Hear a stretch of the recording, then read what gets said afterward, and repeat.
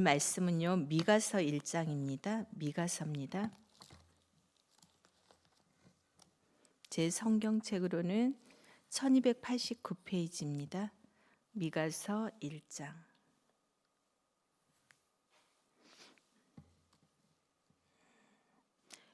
일장 전체거든요. 우리 좀 길긴 한데 그래도 우리 천천히 함께 합독하기를 원합니다. 읽겠습니다. 유다의 왕들 요담과 아하스와 히스기야 시대에 모레셋 사람 미가에게 임한 여호와의 말씀 곧 사마리아 예루살렘에 관한 묵시라. 백성들아, 너희는 다 들을지어다. 땅과 거기에 있는 모든 것들아 자세히 들을지어다.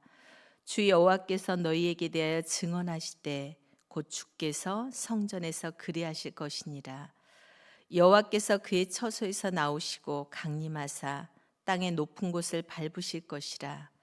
그 아래서 산들이 녹고 골짜기들이 갈라지기를 불 앞에 밀초 같고 빛달로 쏟아진 물 같을 것이니 이는 다 야곱의 허물로 말미암음이요 이스라엘 족속의 죄로 말미암음이라.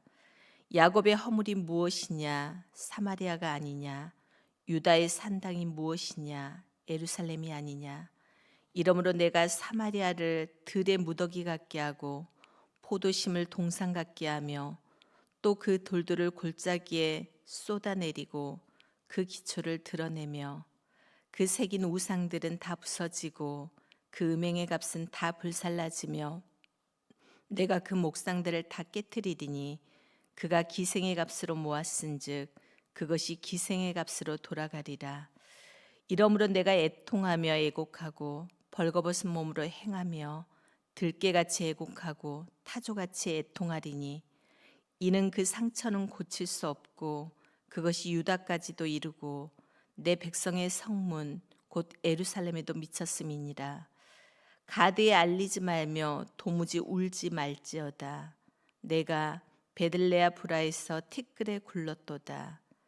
사빌 주민아, 너는 벗은 몸에 수치를 무릅쓰고 나갈지어다. 사난 주민은 나오지 못하고 베데셀이 애곡하여 너에게 의지할 곳이 없게 하리라. 마롯 주민이 근심 중에 복을 바라니 이는 재앙이 여호와께로 말미암아 예루살렘 성문에 임한이니라. 라기스 주민아, 너는 준마의 병거를 메울지어다. 라기스는 딸 시온의 죄의 근본이니 이는 이스라엘의 허물이 내게서 보였음이니라. 이러므로 너는 가드 모레셋에 작별하는 예물을 줄지어다. 악십의 집들이 이스라엘 왕들을 속이리라.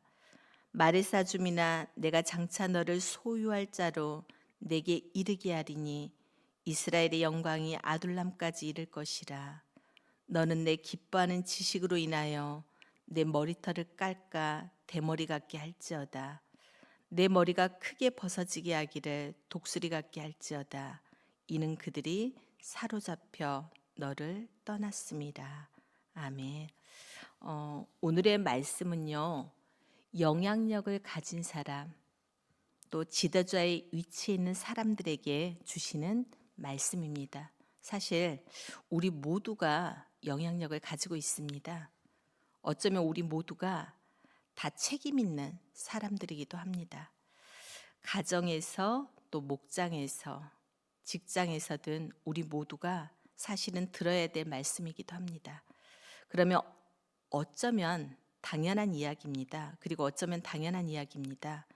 영향력을 가진 사람에게는 그만큼 뭐가 따르죠? 책임감이 따릅니다.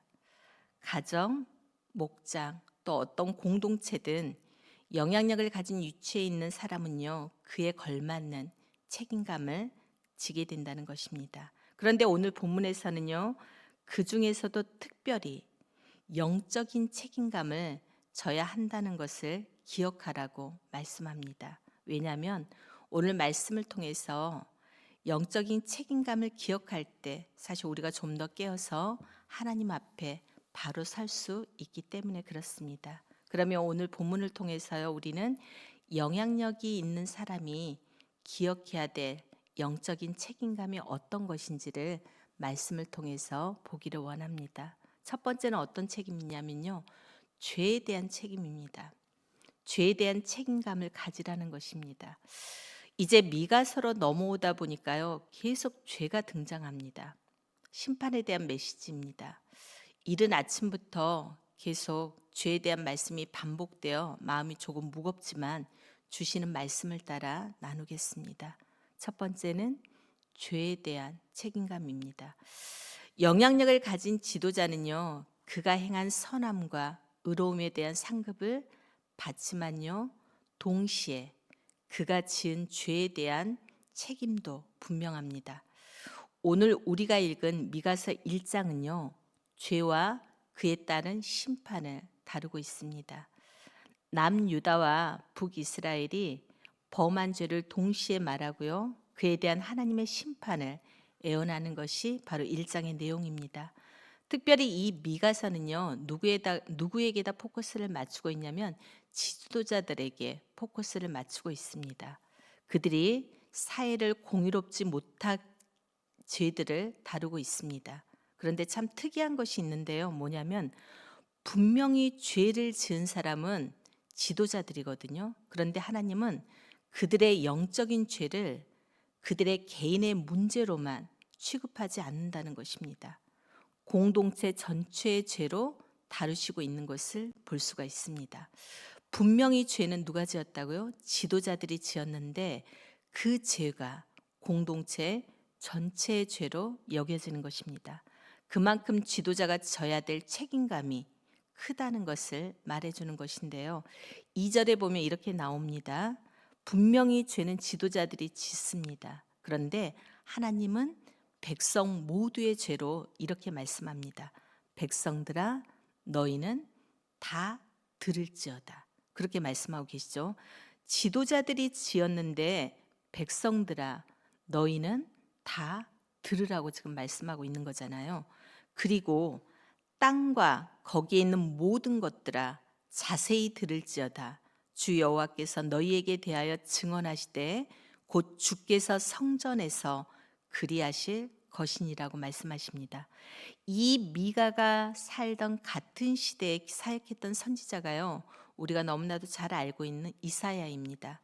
이사야는요, 백성들의 여러 가지 죄를 지적하는데 그 범위가 굉장히 넓었습니다. 이러면서 이러한 죄로 인한 하나님의 심판을 예언을 하죠. 그런데 미가는 백성보다는요, 방금 말했듯이 서두에서도 말씀드렸다시피 지도자들의 죄에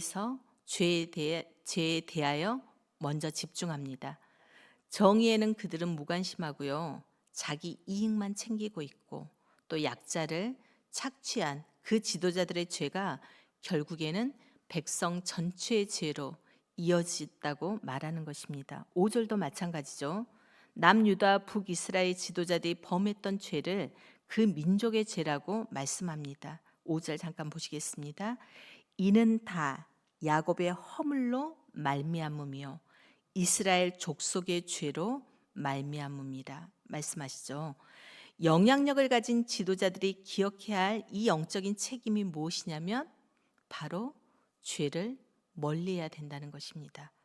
죄에 대한 책임감을 기억해야 된다는 것입니다. 지도자들의 죄가 개인의 문제로 끝나지 않는다는 것입니다. 어떻게 보면은 그들이 돌보는 공동체 전체로 이어질 수 있기 때문에 우리는 그 무거운 책임을 꼭 기억해야 된다는 것입니다. 그러니까 우리가 이걸 갖다가 다시 적용을 해보면요, 우리의 가정에서 리더자는 누구입니까? 바로 우리입니다. 그래서 우리의 죄가 우리의 개인에서 끝난다는 것이 아니라는 걸 알 수가 있죠. 어디까지 영향력을 미친다고요? 우리 가정 전체에 그 죄의 영향력이 미친다는 것입니다. 그렇기 때문에 우리가 그에 대한 죄에 대한 책임감을 기억하라는 것입니다. 하나님은 특히 그 모든 것을 구체적으로 기억하십니다. 아까 2절에서 뭐라고 말씀하시죠? 자세히 들어라라고 말씀하십니다. 주 여호와께서 너희에게 대하여 증언하시겠다라고 말씀하십니다. 하나님께서는 지도자들이 지은 죄를 분명히 드러내시며 그 죄를 공동체 전체가 함께 들으라고 하십니다. 이는 지도자의 죄가 공동체 전체의 책임이 되기 때문입니다. 따라서 책임 있는 자들이, 다시 말해서 리더자들이, 그다음에 지도자들이 기억해야 될 영적인 책임감은 바로 무엇입니까? 첫 번째, 죄에 대한 책임감입니다. 죄를 멀리하고 죄에서 벗어나기 위해서 우리는 늘 깨어 있어야 된다는 사실을 오늘 본문을 통해서 우리는 알 수가 있습니다. 두 번째는요, 죄에 대한 책임감뿐만이 아니라 뭐에 대한 책임감도 우리가 기억을 해야 되냐면 심판에 대한 책임감도 우리는 기억해야 됩니다. 하나님은 죄에 대해서 분명히 심판하십니다. 그런데 죄에 대해서만 그러는 것이 아니라요, 심판하실 때도 온 공동체를 묶어서 심판하신다라고 말씀하고 계십니다. 심판에 대한 책임감도 오늘 이 시간에 기억하라는 것이죠. 8절부터 16절까지가 바로 심판에 대한 예언입니다. 심판을 예언하고 계십니다. 그런데 무엇이라고 하시냐면요, 주민들, 심지어 그들의 자녀들에 대한 심판까지 예언하십니다. 대표적으로 11절만 다시 한번 읽어보겠습니다. 사빌 주민아, 너는 벗은 몸에 수치를 무릅쓰고 나갈지어다. 사난 주민은 나오지 못하고 베데셀이 애곡하여 너희에게 의지할 곳이 없게 하리라 라고 말씀하십니다. 지도자들이 범한 죄 때문에 누가 지금 심판을 받습니까? 바로 그 공동체 주민들, 그 공동체의 주민들이 고통을 받습니다. 그들의 자녀들이 고통을 받습니다. 이건 연자죄도 아닙니다. 또한 아비의 죄가 그 아들에게까지 사실 전가된다는 의미는 아닙니다.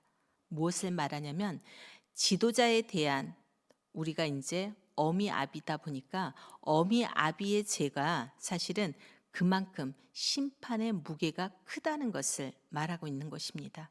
심판이 모든 공동체에 미칠 정도로 무겁다는 것을 기억하라는 것입니다. 16절도 마찬가지입니다.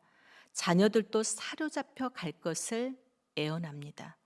너는 내 기뻐하는 자식으로 인하여 내 머리털을 깎아 대머리 같게 할지어다. 내 머리가 크게 벗어지게 하기를 독수리 같게 할지어다. 이는 그들이 사로잡혀 너를 떠났습니다. 라고 말씀합니다. 16절에서요.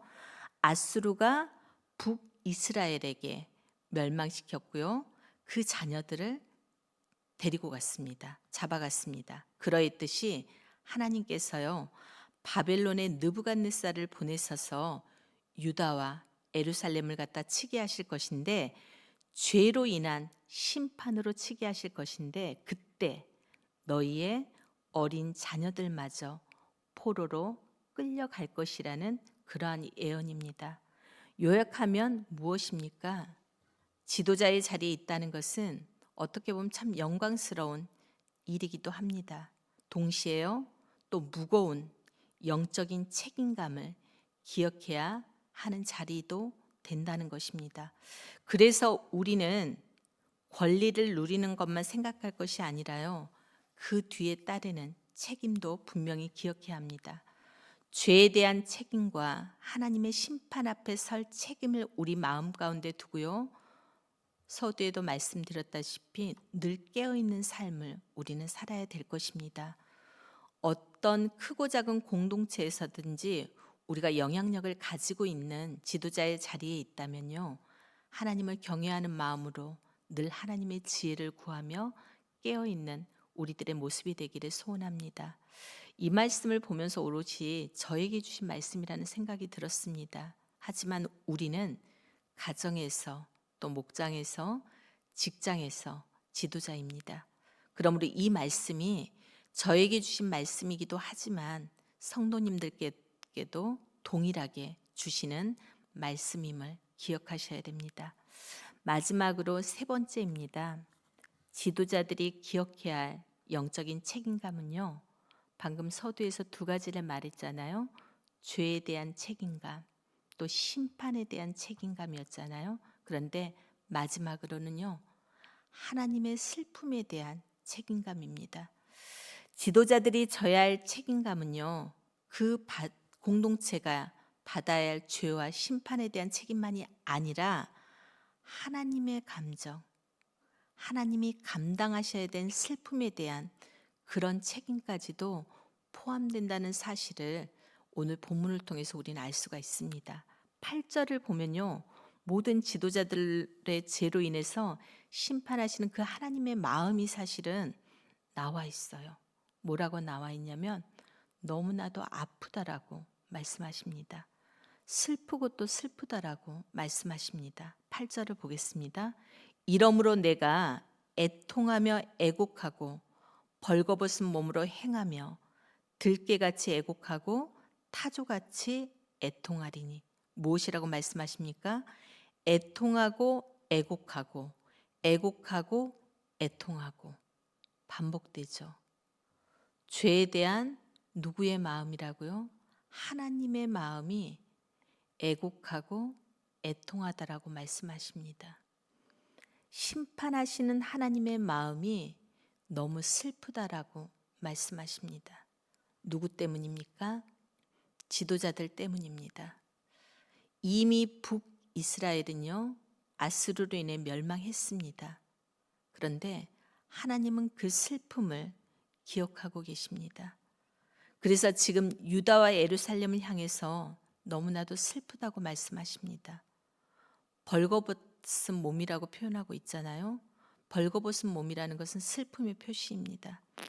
이사야 선지자도 하나님의 슬픔을 사람들에게 보여주기 위해서 벌거벗은 몸으로 예루살렘을 돌아다녔습니다. 그것도 들깨같이 울부짖고 기어다니면서 슬픔을 표현했습니다.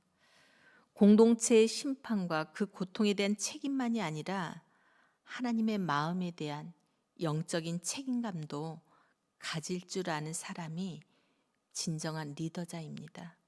이 슬픔은 결국 어디에서 옵니까? 사랑입니다. 하나님께서 사랑하시기 때문에 죄와 심판이 슬프신 것입니다. 사랑하지 않으면요, 관심도 없겠죠. 그런데 사랑하시기 때문에 그 죄가 슬픈 것이고 애통한 것이고 애곡하는 것입니다. 그 심판이 사랑하기 때문에 애곡하고 애통하는 것입니다. 그러므로 슬픔에 대한 그 책임은 바로 사랑 때문입니다. 하나님의 사랑에 대해서 책임을 져야 한다는 것입니다. 말씀을 정리합니다. 지도자들, 영향력 있는 사람들이 기억해야 될 영적인 책임은 오늘 본문을 통해서 우리에게 세 가지를 말씀하십니다. 첫 번째는요, 죄에 대한 책임이었습니다. 두 번째는요, 심판에 대한 책임이었습니다. 세 번째는요, 하나님의 슬픔에 대한 책임이었습니다. 아침부터 너무 책임과 죄, 심판을 말해서 죄송하지만 이 책임감이 사실 또 너무 무거워 보일 수 있지만요. 그러나 이 무게를 우리가 정확히 깨닫기만 하면 되는 것입니다. 이 무게를 정확히 기억하면 깨어있게 될 수밖에 없습니다.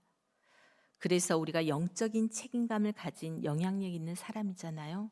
그리고 영적인 책임감을 가지고 우리가 깨어있고 오늘도 기도하기 위해서 이 자리에 나온 줄 믿습니다. 이 책임감을 잘 기억해서 내가 속한 공동체에 적용하기를 원합니다. 목장 공동체, 가장 기초가 되는 가정 공동체에 적용해서 나로 인해서, 나의 죄로 인해서 그 책임이 또 우리 식구들 전체에게 미치지 않도록, 또 심판이 우리 가족 전체에 미치지 않도록, 하나님에 대한 슬픔이 가족 전체에 미치지 않도록 우리가 그 책임감을 다해야 될 것입니다. 이 책임감을 잘 기억하기를 원합니다. 그래서 이 책임감을 잘 기억해서 심판과 슬픔이 아니라 상급과 칭찬과 존귀와 영광을 얻는 우리들의 삶이 되기를 주님의 이름으로 축복합니다. 기도하시겠습니다. 이제 말씀을 놓고 기도하기를 원하는데요. 먼저 우리가 영적인 책임감을 가지고 늘 깨어 있을 수 있도록, 두 번째는요, 우리 주위에 있는 수많은 영향력을 가진 지도자들이 있습니다. 그들에게 하나님의 은혜를 부어주시고요, 함께 해주시기를 중보하기를 원합니다. 그리고 오늘 세례식이 있는데요. 세례식과 또 유치부, 어린이부 성탄 파티 전도가 있습니다. 하나님, 이 모든 행사 가운데 은혜를 주시고 또 복음이 아이들과 가정 가운데 아름답게 심겨지게 하시고, 하나님 또 그들의 부모님들이 초청되어 올 때 그들의 심령 가운데 아름다운 복음의 씨앗이 뿌려지기를 우리 함께 기도해 주시기를 원합니다. 이 기도 제목 붙들고 오늘 또 주님 앞에 나아가기를 원합니다. 기도하시겠습니다. 사랑이 많으신 하나님 아버지, 은혜를 감사합니다. 오늘 미가서 1장을 통하여서 우리가 주님을 바라봅니다. 주님의 마음을